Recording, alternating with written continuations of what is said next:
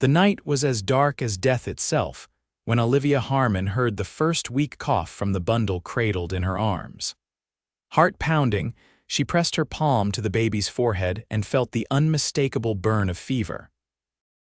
They were miles from the nearest town, alone in a dilapidated cabin that offered little protection from the Wyoming winter of 1873, and her 6-month-old daughter was sick, terribly sick. "Hush now, Emma," Olivia whispered, bouncing the infant gently as another cough racked her tiny body. "Mama's here. Mama's right here." The cabin had been abandoned when Olivia found it 3 days ago, after fleeing from her late husband's brother, who had made his intentions painfully clear after the funeral. With Thomas barely cold in his grave, his brother had cornered her in the kitchen, his breath reeking of whiskey as he declared she'd be his now whether she wanted it or not. She'd grabbed Emma, a few essentials, and run into the night. Now she was regretting her impulsive escape. The provisions she'd brought were nearly gone, and Emma's fever was rising with each passing hour. The nearest town, if her estimations were correct, was at least a day's ride away, and she had no horse. Olivia tore a strip from her petticoat and dipped it in the bucket of melted snow she'd collected earlier. Gently, she pressed the cool cloth to Emma's forehead, her heart breaking as the baby whimpered in discomfort. "I know, sweet girl." "I know it hurts," she murmured, fighting back tears of her own. The wind howled outside, finding every crack and crevice in the cabin walls. A particularly strong gust rattled the lone window, and Olivia pulled the threadbare blanket tighter around Emma, shielding her from the draft. The fire in the hearth was dying, little more than glowing embers now, and the stack of wood she'd gathered was nearly depleted. Emma's coughing grew more violent, her tiny body convulsing with each spasm. Olivia felt utterly helpless, completely alone with her sick child and no means to help her. Her own mother had died of consumption when Olivia was just 14, and the memory of that horrible rattling cough haunted her now as she listened to her daughter's struggle for breath. "Please, God," she prayed, rocking back and forth on the rickety chair. "Please don't take her too." The sound of approaching hoofbeats cut through the howling wind, freezing Olivia in place. Her first thought was that Samuel Harmon had found them, that her brother-in-law had tracked them down to claim what he believed was rightfully his. Panic seized her as she glanced frantically around the cabin for a weapon, a hiding place, anything. The footsteps on the porch were heavy, deliberate. Emma let out another pitiful cough just as a knock sounded at the door. "Hello," a deep voice called. "Anyone in there?" "I saw the smoke from your chimney." It wasn't Samuel's voice. Olivia hesitated, clutching Emma tighter. "Madam, if you're in there, I mean no harm. It's mighty cold out here and my horse needs shelter from this storm that's brewing." Olivia stayed silent, her heart pounding. "I've got medical supplies," the voice added. "And food. Please, I just need a place to wait out this blizzard." At the mention of medical supplies, Olivia made her decision. Emma needed help, and this stranger was her only hope. Still holding her daughter close, she crossed to the door and lifted the wooden bar with trembling hands. The man who stood on the porch was tall and broad-shouldered, his face partially obscured by a snow-dusted hat and a beard flecked with ice.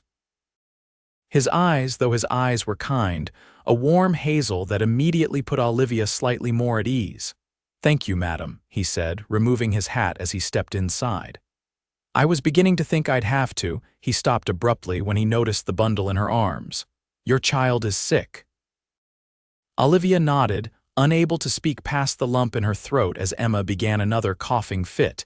The stranger moved quickly, setting down his saddlebags and removing his heavy coat. "Name's Mason Blackwood. I was a medic during the war. May I?" He gestured toward Emma. Reluctantly, Olivia allowed him to examine her daughter, watching his every move with wary eyes.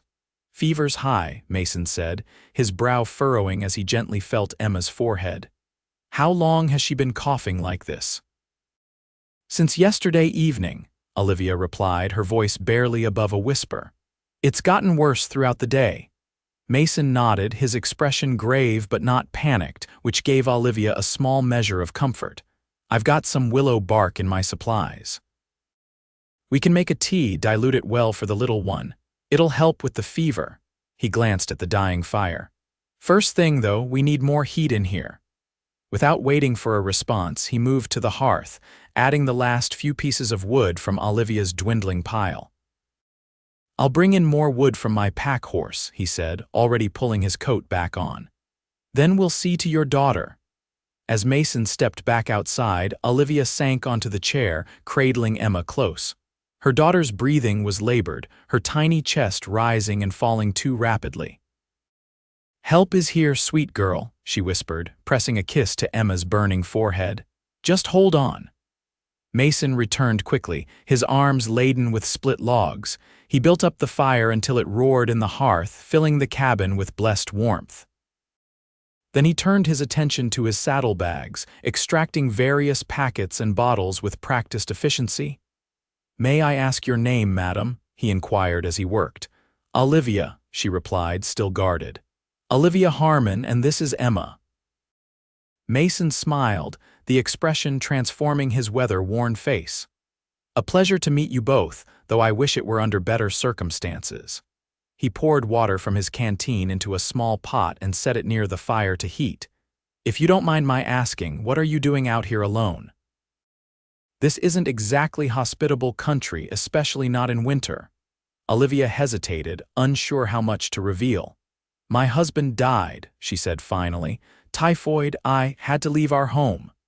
Something in Mason's eyes told her he suspected there was more to the story, but he merely nodded. I'm sorry for your loss.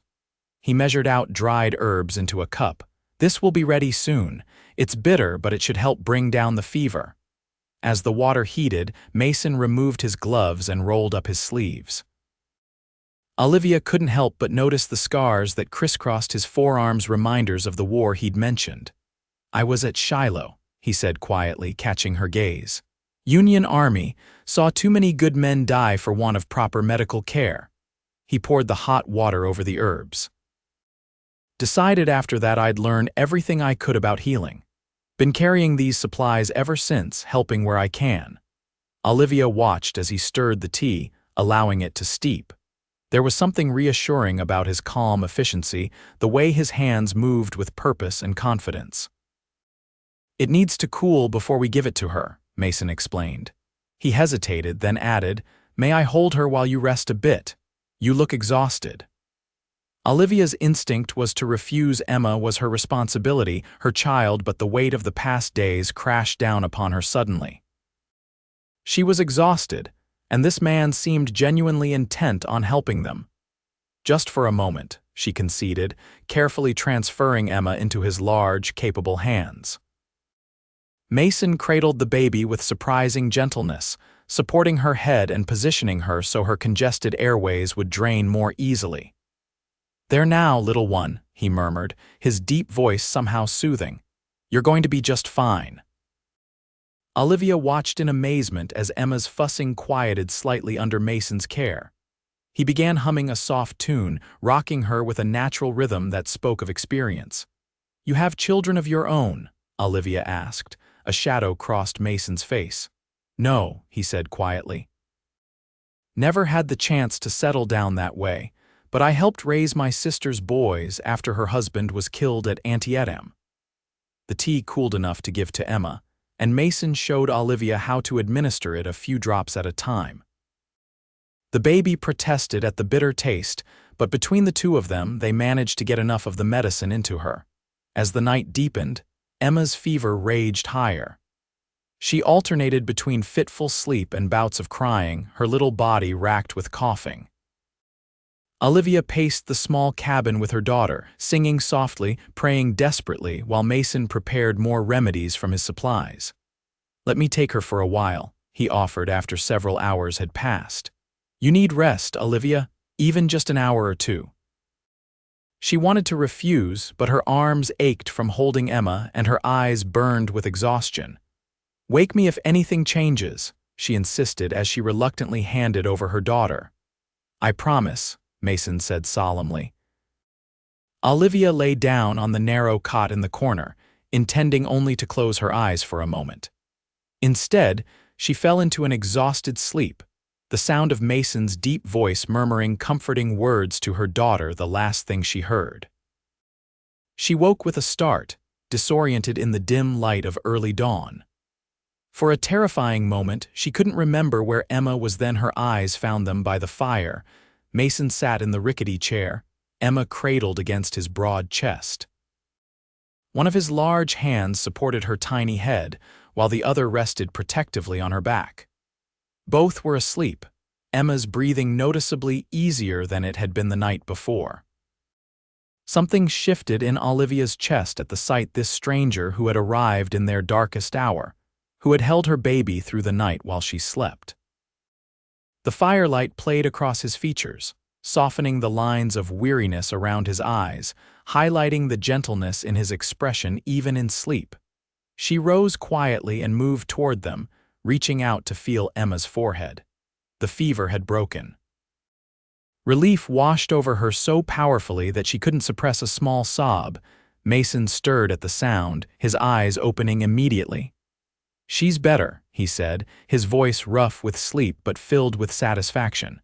"The fever broke about 2 hours ago. I was going to wake you, but you needed the rest."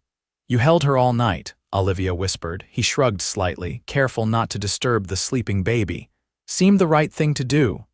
Olivia sank to her knees beside the chair, overwhelmed with gratitude. "I don't know how to thank you." "No need for thanks," Mason replied. "I'm just glad I happened by when I did." He looked down at Emma, a small smile playing at the corners of his mouth. "She's a fighter, this one, strong like her mama." The compliment warmed Olivia unexpectedly. It had been so long since anyone had seen strength in her. Thomas had been a good husband in many ways, but he'd always treated her as something fragile, something to be protected rather than a partner to rely upon. "Are you hungry?" Mason asked, breaking into her thoughts. "I've got jerky and some hardtack in my bags. Not much of a breakfast, but it'll keep body and soul together." "That would be wonderful," Olivia admitted. "I'm afraid my own supplies are nearly gone." Mason carefully transferred Emma back to her arms, the baby barely stirring during the exchange. As he moved to retrieve food from his saddlebags, Olivia noticed again how efficiently he moved, despite his size. There was a quiet confidence about him that she found reassuring. They shared a simple breakfast as the sun rose, casting golden light through the cabin's lone window. Emma slept peacefully in Olivia's lap, her breathing finally even and unlabored. "The storm seems to have passed," Mason observed, glancing outside. "Where were you headed before your little one fell ill?" Olivia hesitated. The truth was, she had no destination in mind when she fled. She'd simply needed to get away from Samuel and his grasping hands, his entitled assumptions. "I don't really know," she admitted finally. "Away from my brother-in-law, he made it clear after Thomas died that he expected to step into his brother's shoes in all ways." Understanding darkened Mason's eyes. "And you had no one else to turn to?" Olivia shook her head. "Thomas and I moved west from Pennsylvania after we married. His family followed later. My parents are long dead and I have no siblings." She stroked Emma's soft hair. "It's just us now." Mason was quiet for a long moment. "There's a town about a day's ride from here, Clearwater Creek. It's small but growing. They've got a Dr. Goodman named Williams, and they need a school teacher." Olivia looked up sharply. "How did you know I was a teacher?" Mason smiled. "The book in your bag, McGuffey's reader. Caught a glimpse when you were tending to Emma last night. Figured you either taught or were planning to." "I taught before I married," Olivia confirmed. "I've missed it."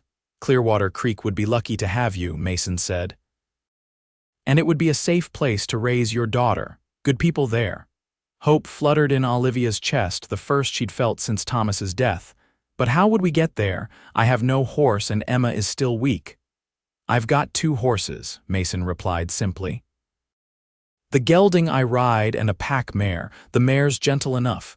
You and Emma could ride her and I'd lead you to town." He paused, his expression becoming serious. "That is, if you'd allow me to escort you." Olivia studied him, this man who had arrived like an answer to prayer, who had held her daughter through the dark hours of the night, whose capable hands had brought healing when she'd been at her most desperate. "I would be grateful for your escort, Mr. Blackwood," she said formally, then softened. "Mason?" His smile was like sunrise breaking across the plains. "Then it's settled. We'll give Emma another day to regain her strength, then make for Clearwater Creek." The day passed peacefully. Emma continued to improve, taking a little broth that Mason prepared from his supplies. She even smiled, a weak, fleeting expression, but one that brought tears to Olivia's eyes. While the baby napped, Mason repaired the worst of the cabin's drafty spots and chopped more firewood to leave for the next travelers who might need shelter. Olivia found herself watching him as he worked, admiring the play of muscles beneath his worn shirt, the quiet competence with which he approached each task. It had been a long time since she'd allowed herself to notice a man that way. Thomas had been kind but reserved, their marriage one of convenience and companionship rather than passion. What startled her was how easy it was to talk to Mason. As they prepared a simple stew for their evening meal, she found herself sharing stories of her childhood in Pennsylvania, of her dreams of opening her own school someday. In turn, he told her of his upbringing in Ohio, his reluctant entry into the war, and his travels since then.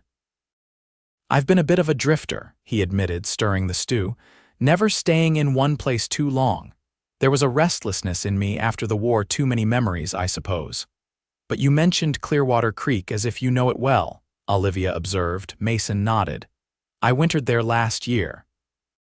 Helped Doc Williams with a few difficult cases. It's the closest thing to a home I've had in years." He glanced at her, then quickly away. "Been thinking about going back, maybe setting up a more permanent practice alongside the doctor. He's getting on in years." There was something in his tone that made Olivia wonder if her and Emma's presence had influenced this decision, but she didn't press. Instead, she focused on the hope his words gave her: a real town, a possible teaching position, a fresh start far from Samuel's reach. That night, Emma slept soundly for the first time in days, cradled in a makeshift bed Mason had constructed from his bedroll and spare clothing. Olivia took the cot again, despite her protests that Mason should take a turn. "I've slept in far worse conditions," he assured her, settling himself near the fire with his saddle as a pillow. "This is luxury compared to some campaigns during the war." In the quiet darkness, with only the crackling fire to break the silence, Olivia found herself asking a question that had been on her mind. "Why did you stop here? You could have ridden on to Clearwater Creek before the storm hit." Mason was quiet for so long that she thought he might have fallen asleep. Finally, he spoke, his voice low and thoughtful. "I lost my sister and her youngest boy to pneumonia 3 winters ago," he said. "I was delayed by a patient on the trail, arrived a day too late. By then, there was nothing I could do." He paused, and Olivia heard him shift in the darkness. "When I saw the smoke from this cabin, something told me to check. I couldn't bear the thought of riding past someone who might need help." Olivia's throat tightened with emotion. "I'm so glad you listened to that instinct," she whispered. "Emma and we might not have made it through the night without you." "Some things are meant to be, I think," Mason replied softly. "Get some rest, Olivia. Tomorrow we'll prepare for the journey." The next day dawned clear and cold.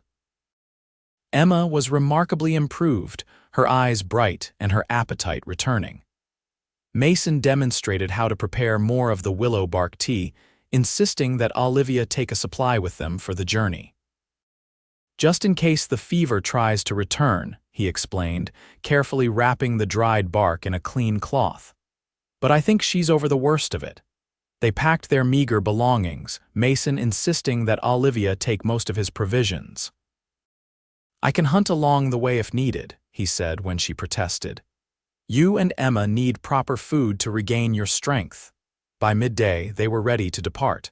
Mason helped Olivia mount the gentle mare, then carefully handed Emma up to her. The baby was bundled securely against the cold in layers of blankets, including Mason's own spare shirt, which he'd insisted they use. "It's too big for me anyway," he'd claimed, though Olivia suspected he was simply ensuring they had every possible protection against the elements. As they rode away from the cabin, Olivia looked back one last time at the humble shelter that had been both a place of desperation and unexpected salvation. "Thank you," she whispered to the weathered walls. Then she turned her face forward, toward Clearwater Creek and whatever future awaited them there. The journey was slow but steady. Mason led Olivia's mare with care, choosing the easiest path through the snow-covered landscape. He pointed out landmarks as they traveled, teaching her to recognize the subtle signs that differentiated one rolling hill from another in this vast country. They stopped frequently to rest and to allow Olivia to tend to Emma. During one such break, as they sat sharing jerky and the last of Mason's coffee, he asked about her husband. "If you don't mind my asking," he said carefully, "what was he like? Thomas, I mean." Olivia considered the question, watching Emma play with a small wooden horse Mason had carved for her that morning. "He was a good man," she said finally. "Kind, responsible, we had a comfortable life." She paused, struggling to find the right words. "It wasn't a grand passion, our marriage. We were friends who respected each other and shared common goals." Mason nodded, his expression thoughtful. "That's more than many have." "Yes," Olivia agreed. "I was fortunate in that until his brother." She trailed off, the memory of Samuel's grasping hands still too fresh. "You don't have to speak of it," Mason assured her. "Some wounds are best left undisturbed until they've had time to heal." Gratitude washed over her. "What about you?" she asked, eager to change the subject. "You mentioned you never settled down, but surely there must have been someone special." A shadow crossed Mason's face.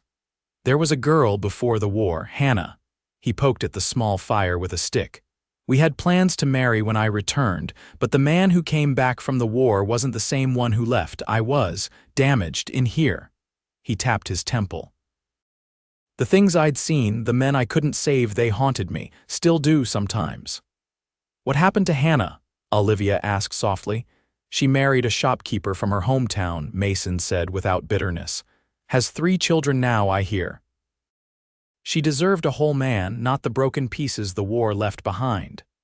Olivia's heart ached for him. "You don't seem broken to me," she said. "Quite the opposite. You've been nothing but strength and kindness since the moment you arrived."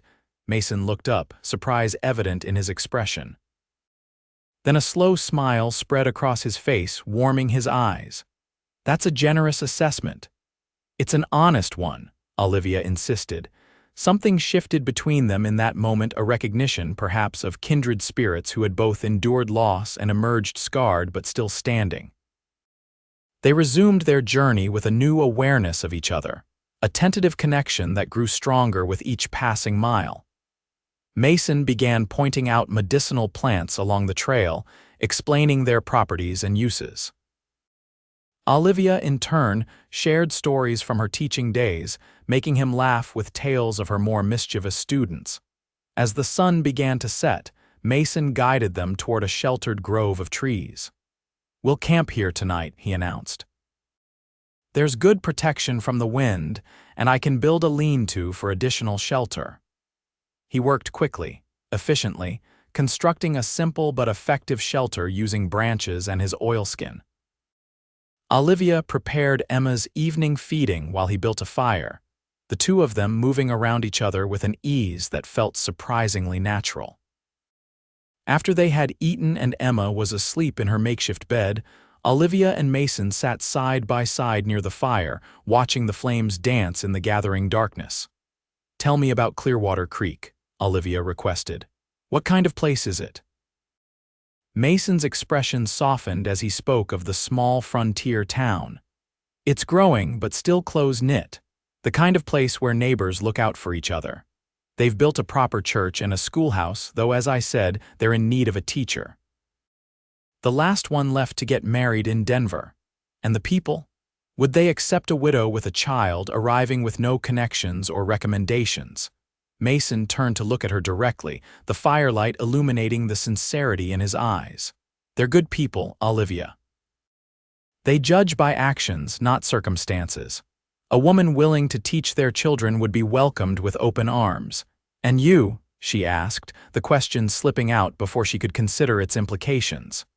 Would you stay in Clearwater Creek as well?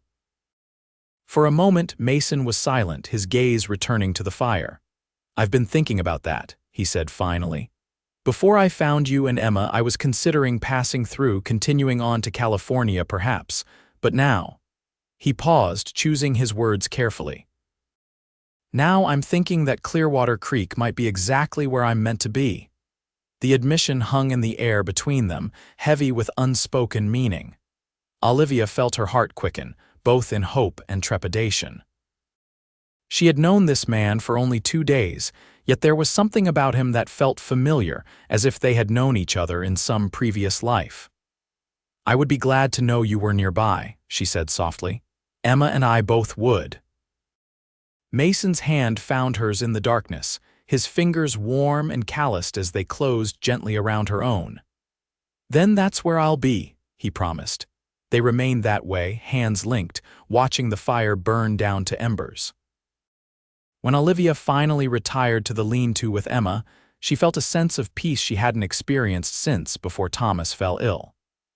Whatever the future held in Clearwater Creek, she wouldn't face it alone. The second day of travel brought them through increasingly varied terrain. The flat plains gave way to rolling hills dotted with stands of pine and aspen. Mason explained they were entering the foothills that would eventually lead to the mountains visible on the western horizon. Clearwater Creek sits in a valley just beyond that ridge, he said, pointing to a line of hills ahead. Good water, sheltered position, smart place to build a town. Emma was more alert today, babbling happily from her secure position against Olivia's chest. The baby seemed fascinated by Mason, her eyes following him whenever he came into view, a gummy smile appearing whenever he spoke to her. She's taken quite a shine to you, Olivia observed as they stopped to water the horses at a small stream. Mason grinned, reaching out to let Emma grasp his finger in her tiny fist. The feeling is mutual, Miss Emma, he said, his voice softening as it always did when he addressed the baby. You're quite the remarkable young lady. The tenderness in his expression made Olivia's breath catch. This man, who had seen the horrors of war, who carried such profound burdens, could be so gentle with her child. It moved her in ways she hadn't expected. As they continued their journey, Mason grew more vigilant, his eyes constantly scanning the horizon. Olivia noticed the change in his demeanor and felt a flicker of concern. Is something wrong? She asked. Just being careful, he replied, though his hand rested casually near the revolver at his hip. This stretch of trail has seen trouble before, nothing to worry about but best to stay alert. Olivia pulled Emma closer instinctively. What kind of trouble? Mason hesitated, clearly not wanting to alarm her. Occasional bandits, he admitted finally. Men who prey on travelers, but it's broad daylight and we're making good time. We'll reach Clearwater Creek well before dark. Despite his reassurances, Olivia noticed how Mason positioned himself and his horse to shield her and Emma from open exposure. His protective instinct was both comforting and concerning clearly. The danger was real enough to warrant caution. They had just crested a small rise when Mason abruptly raised his hand, signaling Olivia to stop. His posture had changed, tension evident in every line of his body. What is it? Olivia whispered, her arms tightening around Emma. Riders, Mason said tersely, his eyes fixed on a point in the distance. 5 of them coming fast from the east. Olivia followed his gaze and saw the dust cloud rising behind the approaching horsemen. Could they be travelers like us? Maybe, Mason conceded, though his expression remained grave. But they're riding hard and they've changed course to intercept us. He turned to her, his decision made. We need to move, now. There's a stand of trees about half a mile ahead. We can take cover there. Without waiting for a response, he urged his horse forward, leading Olivia's mare at a faster pace. Emma, sensing the tension, began to whimper. Hush, sweet girl, Olivia soothed, though her own heart was racing. Everything will be fine. They reached the trees just as the riders came into clear view. Rough-looking men with bandanas pulled up over their faces. Mason quickly dismounted, helping Olivia and Emma down from the mare. "Take her into those rocks," he instructed, pointing to a small outcropping within the trees. "Stay low and quiet." "What about you?" Olivia asked, fear evident in her voice. Mason checked his revolver, his expression grim but determined. "I'm going to convince them to look elsewhere for easy pickings." He met her gaze directly. "If anything happens to me, the town is that way." He pointed west. "Follow the creek, you'll reach Clearwater by nightfall." Mason, "No," Olivia began, but he cut her off. "Go now," he insisted. "I can handle this better if I'm not worrying about you and Emma being in the line of fire." Reluctantly, Olivia retreated to the rocks, crouching low with Emma held tightly against her chest. She could see Mason positioning himself behind a large tree, his rifle at the ready as the riders approached the edge of the woods. "That's far enough." Mason called out, his voice carrying clear authority. "State your business." "Just looking for friendly travelers to share the trail with," one of the men called back, his tone belying the innocence of his words. "Maybe share some supplies, seeing as we've run low." "I'm traveling alone and running lean myself," Mason replied evenly. "Nothing to share, best move on." There was a pause, then low laughter from the group of riders. "Now, that's not very neighborly," the same man said, "and we happen to know you ain't alone. Saw a woman and baby with you from the ridge back yonder." Olivia's blood ran cold. They'd been watching, waiting for the right moment to strike. "The lady and her child moved on," Mason said, his voice hardening. "I'm escorting them to Clearwater Creek in shifts. Sheriff Daniels is expecting them." The mention of a sheriff caused visible hesitation among the riders. They conferred among themselves, too low for Olivia to hear. "We're just asking for a small donation," the spokesman tried again. "For safe passage, then we'll be on our way." "I've given my answer," Mason said firmly. "And I don't miss at this range." To emphasize his point, he fired a warning shot into the ground near the lead rider's horse. The animal reared, nearly unseating its rider. What happened next unfolded with terrifying speed. Two of the riders broke away, circling to approach the trees from different angles. Mason coolly took aim and fired, striking one in the shoulder. The man cried out, slumping in his saddle but staying mounted. The other three riders charged forward, guns drawn. Mason dropped to one knee, using the tree for cover as he fired again and again with deadly accuracy. One rider fell from his horse, clutching his leg. Another's hat was shot clean off his head, causing him to rein in sharply. Olivia watched in horror and awe as Mason held his ground against the bandits. He moved with the fluid precision of a man who had faced combat before, each shot calculated, each movement deliberate. The standoff lasted only minutes, though to Olivia it felt like hours. After losing 2 men to Mason's marksmanship, one wounded in the shoulder, one in the leg, the bandits decided the potential reward wasn't worth the risk. "You've made a bad enemy today, mister," the leader shouted as they retreated, supporting their wounded companions. "And you've made a bad choice of profession," Mason called after them. He remained in position until the riders disappeared from view, then quickly moved to where Olivia huddled with Emma. "Are you both all right?" he asked, his eyes scanning them for any sign of harm. Olivia nodded, unable to speak past the lump in her throat. Now that the danger had passed, reaction set in and she began to tremble uncontrollably. Mason knelt beside her, gently pulling both her and Emma into his embrace. "It's over," he murmured against her hair. "You're safe." "They won't be back." Olivia leaned into his strength, allowing herself this moment of vulnerability. Emma, surprisingly, had remained quiet throughout the confrontation, and now cooed softly between them, oblivious to the danger they had just faced. "You could have been killed," Olivia whispered, drawing back slightly to look at Mason's face. "Takes more than a few trail bandits to get the better of me," he assured her with a small smile, though she could see the residual tension in his jaw. "But we should move on." I want to get you both safely to town before dark." They remounted quickly, Mason insisting that Olivia and Emma ride with him on his gelding while he led the mare. "Easier to protect you this way," he explained, settling them in front of him on the saddle. Wrapped in the security of his arms with Emma held safely between them, Olivia felt an unexpected sense of rightness. Despite the danger they had just faced, or perhaps, because of it, the connection between them had deepened into something undeniable. As the sun began its descent toward the western horizon, the landscape opened up to reveal a verdant valley nestled between protective ridges. A creek, silver in the late afternoon light, wound through the center of the valley, and clustered along its banks were the buildings of Clearwater Creek. "There it is," Mason said, a note of pride in his voice. "Home." Olivia took in the sight the sturdy buildings, the church steeple rising above the other structures, the scattered homesteads on the outskirts. It wasn't a large town by any means, but it looked well established and welcoming. Smoke rose from chimneys, and even from this distance, she could see people moving about their evening business.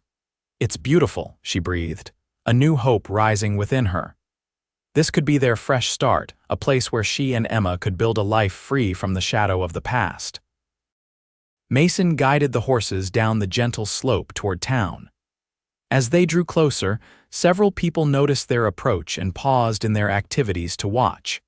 A bearded man in a vest separated himself from a group outside the general store and strode to meet them. "Mason Blackwood, as I live and breathe," the man called, his face breaking into a broad smile. "We'd about given up on seeing you again this year." Mason dismounted and clasped the man's hand warmly. "Hank Miller, good to see you, old friend." He turned to help Olivia down from the horse, carefully supporting her and Emma. "I'd like you to meet Olivia Harmon and her daughter, Emma. Ladies, this is Hank Miller, owner of the general store and unofficial mayor of Clearwater Creek." Hank removed his hat, revealing a balding head, and offered Olivia a respectful nod. "Madam, it's a pleasure. Any friend of Mason's is welcome here."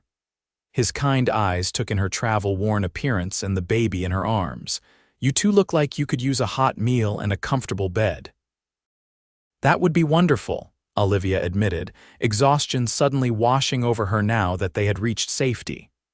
"My wife, Martha, runs the boarding house," Hank continued. "Best cook in the territory, too. She'll have you settled in no time." He glanced at Mason with obvious curiosity. "Quite a surprise, seeing you ride in with a lady and child. You've been holding out on us, Doc." Mason's ears reddened slightly. "It's not what you're thinking, Hank. Mrs. Harmon is a widow. We met on the trail when her daughter fell ill. I was able to provide some medical assistance.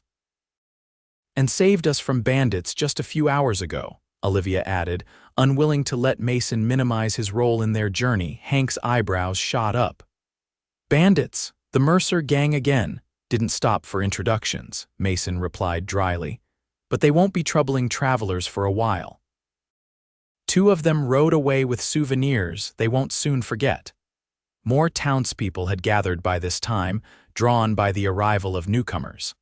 Mason quickly made introductions, and Olivia found herself warmly welcomed by the small community. An older woman with silver-streaked hair stepped forward, introducing herself as Martha Miller. "You poor dears must be exhausted," she declared, taking charge with motherly authority. "Let's get you settled at the boarding house. I've got stew simmering and fresh bread just out of the oven." As Martha led them toward a 2-story building with a wide front porch, Olivia glanced back at Mason, suddenly reluctant to be separated from him after all they had been through together. He caught her gaze and offered a reassuring smile. "I'll see to the horses and join you shortly," he promised. The boarding house was clean and comfortable, with simple but well-made furniture and cheerful curtains at the windows. Martha showed Olivia to a pleasant room on the 2nd floor where a cradle had already been brought in for Emma. "Word travels fast in a small town," Martha explained with a wink when Olivia expressed surprise at the thoughtful preparation. "One of the men ran ahead to let me know you had a little one with you." Left alone to freshen up, Olivia took stock of their situation. In the space of just 3 days, her entire world had changed. She had fled one life with nothing but fear and uncertainty ahead, only to find unexpected protection, kindness, and perhaps even the beginning of something more. After washing away the dust of travel and changing Emma's clothes, Olivia descended to the boarding house dining room. Several residents had gathered for the evening meal, all eager to meet the newcomers. Mason was already there, freshly shaved and wearing a clean shirt, engaged in conversation with an elderly man Olivia guessed must be Dr. Williams. Mason's face brightened when he saw her, and he immediately rose to pull out a chair beside him. "Olivia, this is Dr. Elias Williams," he said, confirming her assumption. "Doc, this is Olivia Harmon, the teacher I was telling you about." Dr. Williams, a thin man with keen blue eyes and a shock of white hair, studied Olivia with interest. "Mason tells me you taught school back east before your marriage." "Yes, in Pennsylvania," Olivia confirmed. "I've missed it greatly." "Well, we've been without a teacher since Miss Abernathy left us 3 months ago," the doctor said. "The children are running wild and the parents are at their wits' end. I don't suppose you'd consider taking on the position." Olivia's heart leapt at the directness of the offer. "I would be honored," she said sincerely, "though I would need accommodations suitable for myself and Emma." "The schoolhouse has living quarters attached," Martha Miller interjected as she set a basket of bread on the table. "Nothing fancy but clean and serviceable, 2 rooms and a kitchen. It would suit you and the baby nicely." "And the salary is modest but fair," Dr. Williams added. "Plus, the parents often supplement with goods, eggs, milk, vegetables from their gardens." It was happening so quickly, this new beginning. Olivia felt a momentary dizziness at the sudden turn in her fortunes. Just days ago, she had been huddled in an abandoned cabin, fearing for her child's life. Now she was being offered a position, a home, a place in this community. She looked at Mason, seeking some reassurance that this wasn't all a dream. His steady gaze met hers, full of warmth and quiet pride. "Clearwater Creek would be lucky to have you as its teacher," he said softly. "And Emma would thrive here, that decided it." "I accept," Olivia said firmly, looking back to Dr. Williams. "When may I start?" the elderly doctor chuckled. "How does Monday sound? That gives you tomorrow and Sunday to settle in." The rest of the meal passed in a blur of conversation and introductions as more townspeople stopped by to meet her. Everyone was welcoming, expressing delight at the prospect of having a proper teacher again. Olivia found herself warming to each of them, already envisioning a future in this close-knit community. As the evening drew to a close, Mason walked with her to the foot of the stairs leading to her room. Emma had fallen asleep in Olivia's arms, exhausted from the day's journey. "Thank you," Olivia said simply, looking up at him in the soft lamplight. "For everything," Mason's expression softened. "No need for thanks, I'm just glad I found you when I did." "Will you?" Olivia hesitated, suddenly shy. "Will you really stay in Clearwater Creek, work with Dr. Williams?" "If he'll have me," Mason confirmed. "He's getting on in years and the town is growing. They need someone who can take over when he decides to retire." Relief washed over Olivia. The thought of Mason leaving, of never seeing him again, had been lurking at the edges of her mind since their arrival. "I'm glad," she admitted. "Emma and I have grown quite accustomed to having you around." Mason's eyes crinkled at the corners as he smiled. "The feeling is mutual, Mrs. Harmon." He reached out hesitantly, his fingers lightly brushing a strand of hair from her face. "Get some rest. Tomorrow I'll help you settle into the schoolhouse." Olivia climbed the stairs to her room, her cheek still tingling from his touch. As she laid Emma in the cradle and prepared for bed, she realized she was smiling, truly smiling for the first time in months. The next day dawned bright and clear, a perfect spring morning in the valley. After breakfast at the boarding house, where Olivia met more of the town's residents, Mason arrived to escort her to the schoolhouse. "I brought a wagon," he explained. "Martha's sending along some basic supplies to get you started, bedding, cookware, that sort of thing. The town takes care of its own." Olivia was touched by the generosity, another sign that she had found a true community here. With Emma securely bundled in her arms, she climbed onto the wagon seat beside Mason, acutely aware of his presence beside her. The schoolhouse stood at the edge of town, a simple white clapboard building with large windows and a small bell tower. Behind it, connected by a covered walkway, was the teacher's residence, modest but well-maintained. "It's perfect," Olivia breathed as Mason helped her down from the wagon. "Let's see the inside before you make that declaration," he advised with a chuckle, retrieving the key from under a stone by the door, a hiding place apparently known to all in town. The schoolroom was spacious and airy, with rows of desks facing a larger desk and blackboard at the front. Bookshelves lined one wall, though they were only partially filled. A pot-bellied stove stood in the corner, cold now in the spring weather but ready for the coming winter. "How many students will I have?" Olivia asked, already envisioning the room filled with children. "About 20 last count," Mason replied. "Ages from 6 to 16. Some of the older boys only come when farm work allows, but the town values education. You'll have good support from the parents."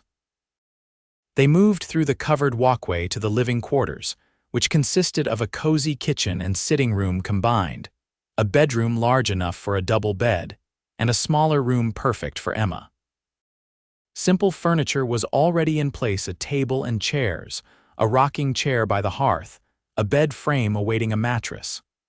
"Doc Williams says the previous teacher left most of the furniture," Mason explained. "Martha's sending over a mattress and linens this afternoon."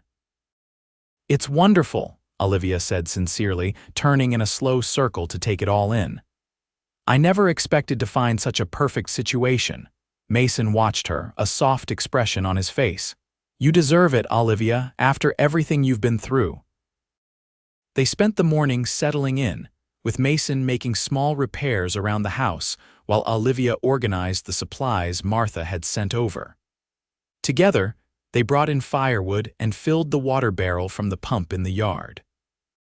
Working side by side felt natural, as if they had been doing it for years rather than days. By afternoon, more townspeople had stopped by, each bringing some small gift to welcome the new teacher: a jar of preserves, a loaf of fresh bread, a handmade quilt for Emma. Olivia was overwhelmed by their kindness, tears springing to her eyes more than once.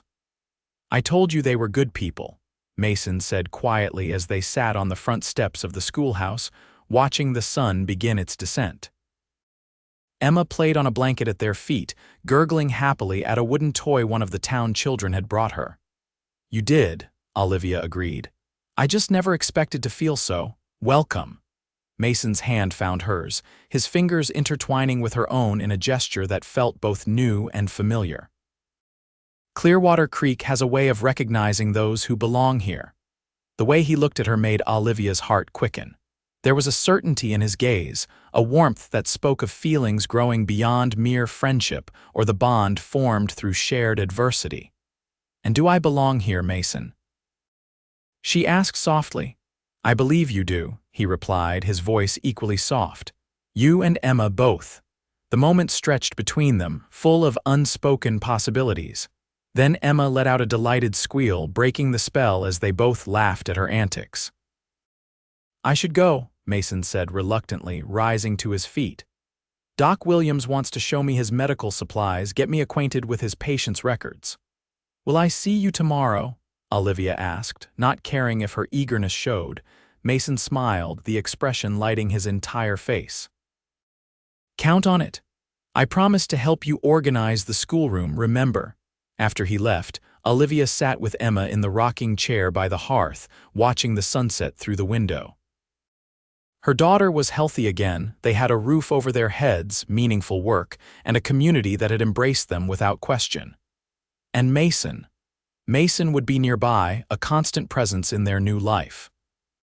For the first time since Thomas's death, Olivia allowed herself to think of the future with hope rather than fear. Perhaps, in time, that future might include more than friendship with the man who had held her child through the night when all seemed lost. The next few weeks passed in a blur of activity as Olivia settled into her role as Clearwater Creek schoolteacher. The children were eager to learn, if a bit unruly after months without formal instruction. She quickly established routines and expectations, winning their respect with her firm but kind approach. Mason, true to his word, had remained in town, working alongside Dr. Williams and gradually taking on more responsibilities as the older man began to step back. He had rented a small cabin on the edge of town, though he spent most of his days either at the doctor's office or helping with various projects around the community. And, Olivia had to admit, he spent a considerable amount of time at the schoolhouse as well. He had become a regular visitor, often arriving after school hours with some small repair to attend to or a gift for Emma, a carved toy, a picture book from the general store, once even a tiny pair of moccasins traded from a passing Shoshone hunter. Emma, now fully recovered from her illness, had blossomed in their new home. At 8 months, she was beginning to pull herself up on furniture, babbling constantly and reaching for Mason the moment he appeared. The bond between them was undeniable, and it warmed Olivia's heart to see how naturally he had stepped into a paternal role in her daughter's life. One warm evening in late May, as Olivia sat on the schoolhouse steps grading papers while Emma played in a makeshift pen nearby, she looked up to see Mason approaching with a fishing pole in one hand and a string of trout in the other.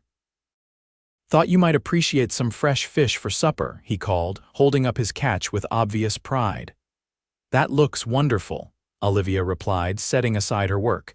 "Emma and I were just about to eat some very unexciting beans." "Can't have that," Mason said with mock seriousness. "Growing girls need proper nourishment." He knelt by Emma's pen, and the baby immediately pulled herself up, reaching for him with chubby hands. "Isn't that right, Miss Emma?" Olivia watched as he lifted her daughter, tossing her gently in the air and eliciting delighted giggles. The sight of them together, Mason's large hands holding Emma securely, her tiny fingers patting his bearded cheeks, created an ache of longing in Olivia's chest. They looked so right together, like family. "I'll clean these while you finish your grading," Mason offered, settling Emma on his hip with practiced ease. "No need," Olivia said, gathering her papers. "I could use a break. We can cook together." In the kitchen, they fell into an easy rhythm, Mason cleaning the fish while Olivia prepared potatoes and greens from her small garden. Emma watched from her high chair, occasionally being slipped a small morsel by Mason when he thought Olivia wasn't looking. "I saw that," she said, trying to sound stern but unable to keep the smile from her voice. Mason grinned, unrepentant. "She has good taste, appreciates fine cooking." "Speaking of fine cooking," Olivia began, "Martha Miller mentioned there's to be a town social this Saturday. A potluck and dance to celebrate the spring planting." "Is that so?" Mason replied, his attention seemingly focused on the fish he was seasoning. "Yes, she seemed quite insistent that I attend." Olivia hesitated, then added, "and that you should escort me." Mason looked up, a slow smile spreading across his face. "Did she now? Martha's not one for subtlety." "The entire town lacks subtlety when it comes to us," Olivia pointed out with a small laugh. "Mrs. Peterson asked me yesterday if I'd set a date yet, when I asked for what. She looked at me as if I'd grown a second head." Mason's laugh was rich and warm. "Hazards of small-town life. Everyone thinks they have a say in everyone else's business." He paused, setting down the knife he'd been using. "Would you like to go to the social, with me?" The formal nature of the invitation made Olivia's heart flutter oddly. "I would," she said softly. "Very much." Mason's eyes held hers for a long moment, filled with an emotion she was beginning to recognize, the same one she felt growing within her own heart. "Then it's settled," he said. "I'll call for you at 6 on Saturday." The meal they shared that evening felt different, somehow more intimate, more like a family dinner than two friends sharing a meal. As Mason prepared to leave, after helping put Emma to bed, he lingered at the door, seemingly reluctant to go. "Thank you for dinner," Olivia said, suddenly shy under his gaze. "Thank you for the company," he replied. Then, with a gentleness that took her breath away, he leaned down and pressed a soft kiss to her cheek. "Good night, Olivia." She stood at the door long after he had disappeared down the path, her fingers touching the spot where his lips had been, a smile playing at the corners of her mouth. Saturday arrived with perfect weather-clear skies and a gentle breeze that carried the scent of wildflowers from the surrounding hills. Olivia spent the morning preparing her contribution to the potluck, an apple pie made with dried fruit from the general store, and the afternoon getting herself and Emma ready for the social. She had few fine clothes, having left most of her possessions behind when she fled, but Martha Miller had helped her alter a dress that had belonged to her daughter, a pretty blue calico that brought out the color of Olivia's eyes. She wore her hair down, secured with a ribbon that matched the dress, and allowed herself a small dab of rose water at her wrists and throat. At precisely 6 o'clock, a knock sounded at the door. When Olivia opened it, she found Mason standing on the threshold, hat in hand, wearing a clean white shirt under a dark vest and his best trousers. He had trimmed his beard and slicked back his hair, and the effect was striking. "You look beautiful," he said, his voice filled with genuine admiration. "As do you," Olivia replied, then blushed at her boldness. "Handsome, I mean." Mason's smile was tender as he stepped inside to greet Emma, who was dressed in a frilly white dress that one of the town ladies had sewn for her.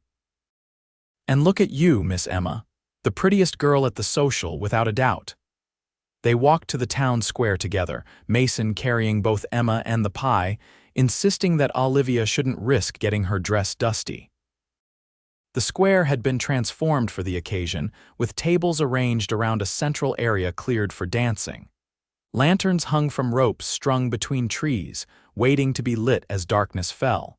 Already, most of the town had gathered, and a small band was setting up on a makeshift stage. Mason. "Olivia, over here." Martha Miller waved from where she was arranging dishes on one of the tables. When they reached her, she immediately took charge of both the pie and Emma. "This little one can stay with me and the other babies while you young people enjoy yourselves." But Olivia began, reluctant to part with her daughter. "No arguments," Martha insisted with a knowing smile. "You two deserve an evening to yourselves. Emma will be fine with us grandmothers." Before Olivia could protest further, Mason placed a gentle hand at the small of her back. "She'll be fine," he assured her, "and we'll check on her often." The evening unfolded like something from a dream. The food was plentiful and delicious, the company warm and welcoming. After the meal, the band struck up a lively tune and couples began to fill the dancing area. "May I have this dance?" Mason asked, extending his hand to Olivia. "I haven't danced in years," she admitted. "Not since before Emma was born, neither have I," he confessed, "but I reckon we can figure it out together." And so they did, moving somewhat awkwardly at first, then with increasing confidence as they found their rhythm together. Mason was a surprisingly good dancer for a man of his size, leading Olivia with sure steps through both the lively reels and the slower waltzes. During one such waltz, he drew her closer than was strictly proper, his hand warm and steady at her waist. "I've been thinking," he said, his voice low enough that only she could hear. "About us, about the future." Olivia's heart quickened at his words. "What about the future?" Mason's eyes held hers, serious and intent. "I know it hasn't been long, Olivia, just a few months since I found you and Emma in that cabin, but I feel like I've known you both forever." He paused, gathering his thoughts.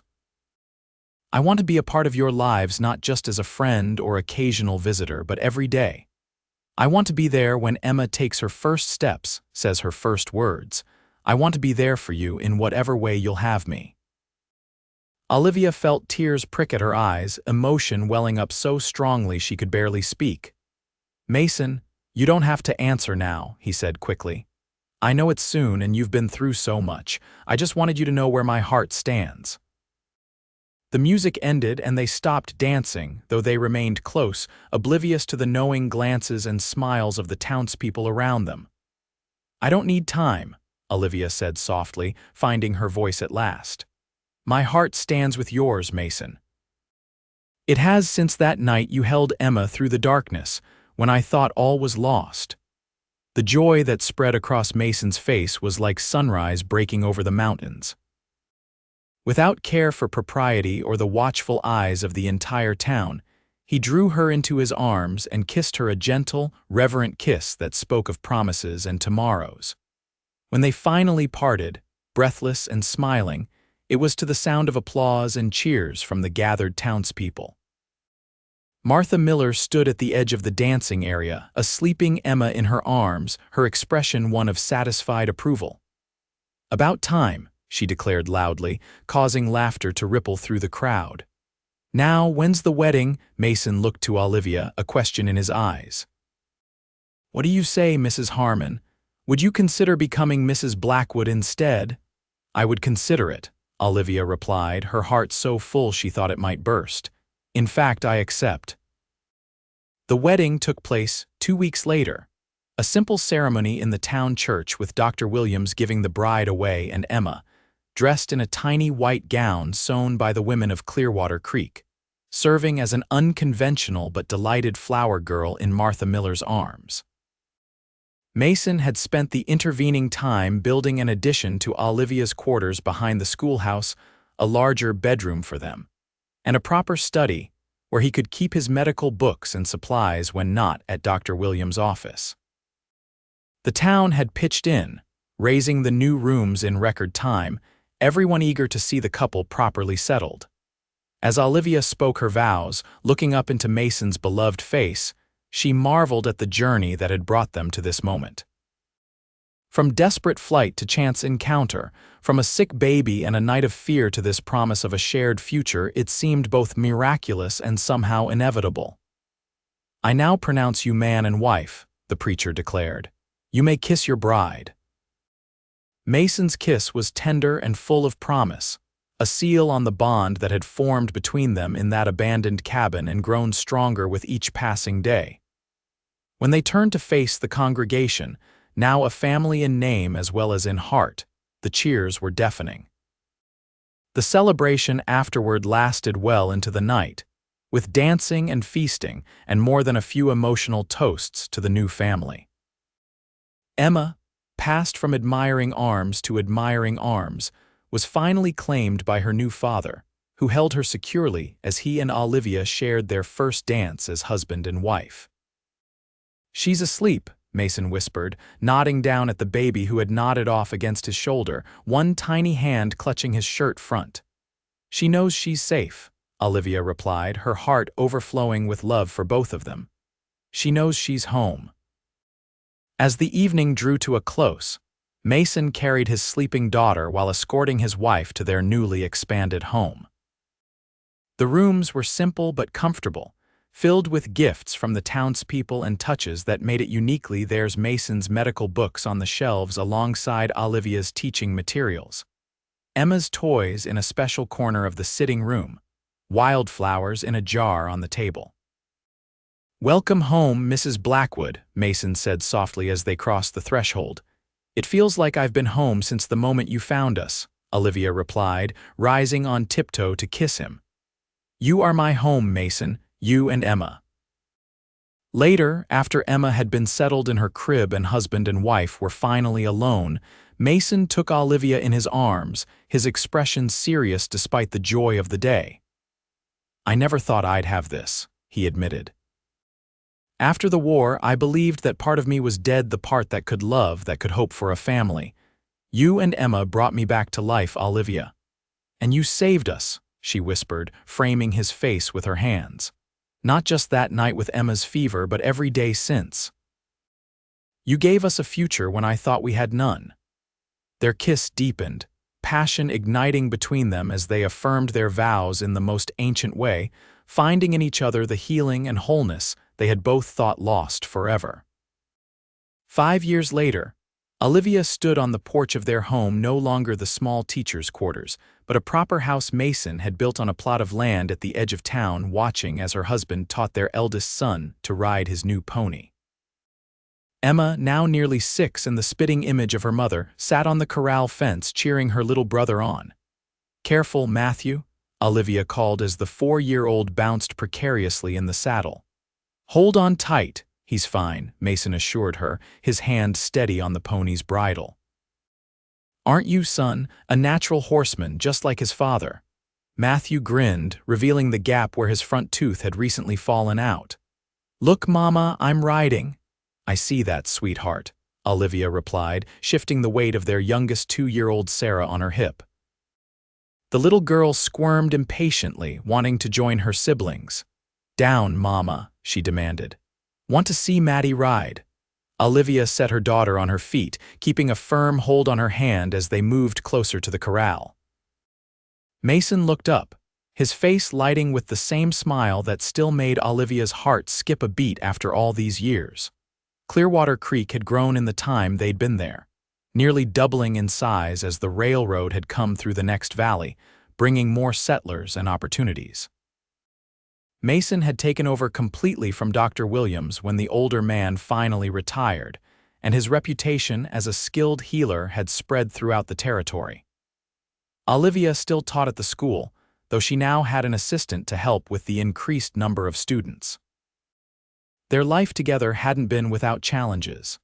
There had been difficult births, outbreaks of illness, harsh winters, and the usual trials of marriage and parenthood. But through it all, they had faced each obstacle together, their bond only strengthening with each passing year.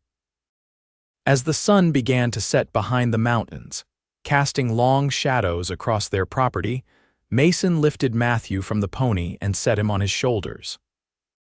Emma jumped down from the fence and ran to take Olivia's free hand, and together the family walked back toward the house where a warm meal awaited them. "Happy?" Mason asked quietly, falling into step beside Olivia, his eyes soft as he gazed at her. "Completely," she replied, leaning against him briefly. "You? More than I ever dreamed possible," he said, slipping his arm around her waist. Later that night, with the children asleep and the house quiet save for the crackling of the fire, Olivia and Mason sat together on the porch swing, a blanket draped over their laps against the evening chill. The stars spread out above them in a dazzling display, a reminder of the vastness of the world beyond their peaceful valley. "Do you ever think about that night?" Mason asked, his voice thoughtful. "When I found you and Emma in that cabin, often," Olivia admitted. "I still believe it was Providence that brought you to us." Mason nodded, his arm tightening around her shoulders. "I was headed somewhere else entirely, had planned to go north toward Montana. Changed my mind that morning for no reason I could name." "Because you were meant to find us," Olivia said simply, believing it with all her heart. "Just as we were meant to find Clearwater Creek and this life together." Mason pressed a kiss to her temple, his beard tickling her skin. "I am a fortunate man," he murmured. "To have been in the right place at the right time to find the woman who would become my heart and the children who would become my world." "And I am a fortunate woman," Olivia replied, turning to meet his gaze in the starlight. "To have been found by a man brave enough to hold a sick baby through the night, and strong enough to hold us all every day since." Their lips met in a kiss that, even after 5 years, still held all the wonder and passion of new love, deepened now by the shared joys and sorrows of building a life together. As they sat entwined beneath the vast Wyoming sky, Olivia thought of the desperate young widow she had been, fleeing with her infant daughter into an uncertain future. How could she have known that in her darkest hour she would find not just sanctuary but a love that would transform her life? "Come to bed, wife," Mason whispered against her hair. "Tomorrow comes early, and Sarah will have us up with the roosters." Olivia rose, taking his hand as they had taken each other's hands that day by the creek, with trust and love and the promise of all their tomorrows stretching out before them. Together they walked into the home they had built, the life they had created, a life that had begun on a cold night in an abandoned cabin, when a cowboy had held a sick baby and her frightened mother through the darkness and into the dawn.